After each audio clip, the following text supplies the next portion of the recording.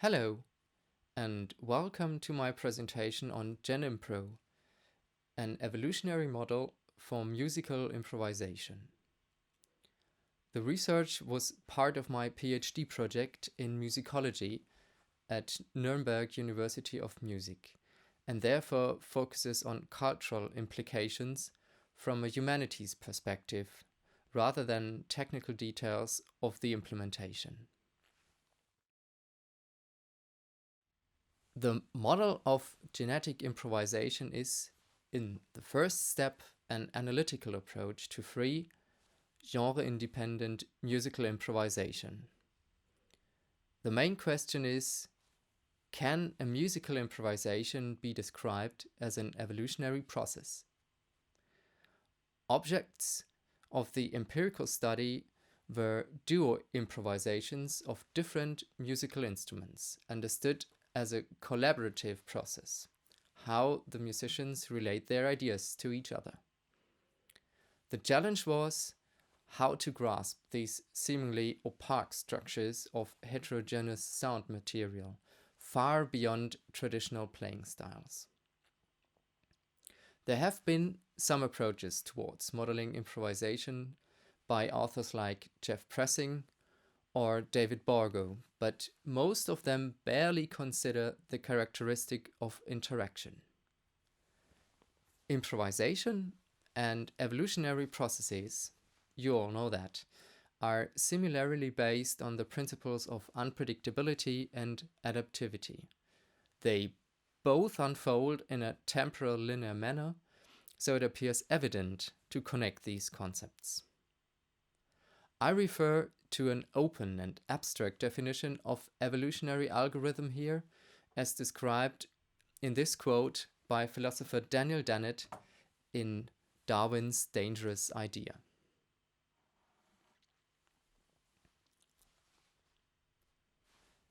This concept can also be found in the theory of memetics, as introduced by Richard Dawkins, with its main mechanism of imitation as replication. Here, in the model of genetic improvisation, I conceptualize the sound cell as its main element, analogous to the meme, which acts as the individual in the evolutionary process. It combines, from a generative perspective, a genotype, like the realization instructions in a score that define a possibility space, with the actually realized sonic gestalt as its phenotype. An improvisation is created by successive sound cells. Each sound cell exists only for the duration of its sound and contains a specific musical potential. They are transformed by a mental selection process, creative selection, between the different mutations until the most appropriate sound cell is played. The actual creative selection process remains hidden. If the improvisation takes place with several players, the sound cells develop in a common population so that lineages can change between improvisers and enable fast interaction and synchronization on different musical levels. The influence of these sound cells as environmental induction on the other players simultaneously creates another level of selection, interactive selection, taking only into account the actually realized sound cells. From the analytic perspective, you could also say the genotype encodes the phylogenetic connections to the other sound cells within an improvisation.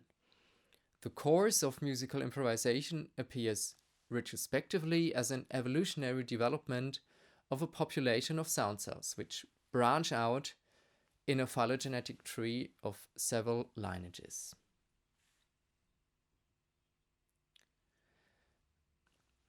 This is an example sound cell from the empirical study I conducted to test the model with a corpus of 246 recorded duo improvisations.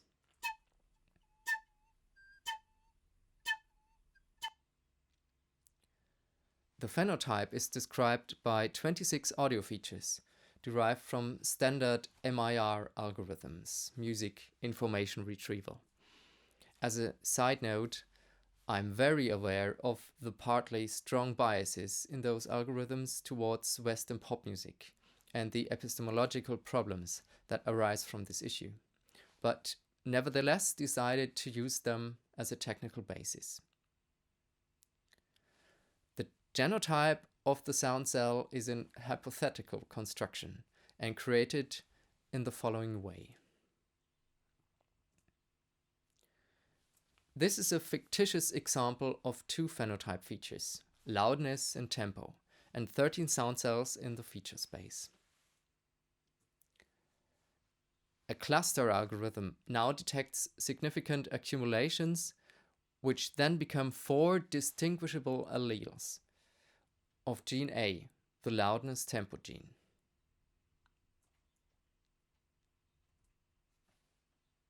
In the model, all phenotype components are combined with each other to form a genome of 298 genes.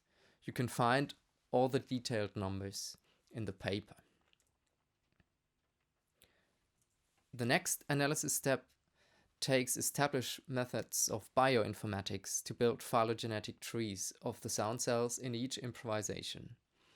The whole analysis is summarized in this flowchart. After the segmentation into sound cells and the audio feature extraction, the phenotype descriptors are clustered to the sound cell genotypes. From there, the genome allows for inter-improvisational analysis, while the look at the genetic transformations offers an intra-improvisational perspective. For better accessibility of this highly complex dataset, I developed the browser-based interactive research and visualization tool GenImpro. You can also open the URL in your own browser, of course. After opening an improvisation, you see it represented as an expanded phylogenetic tree. Filled and rimmed shapes indicate the personal origin of a sound cell. Colors show different lineages, some of them connected, some not. If you like, you can dive deep into the details of the genetic data.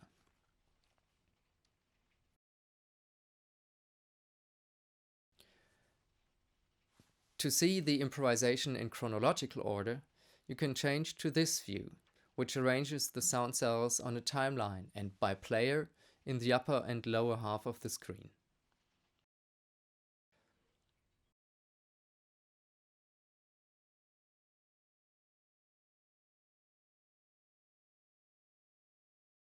Now we can follow the evolutionary development of this example improvisation with a flute and a violin playing along the recorded sound with an animated visualization.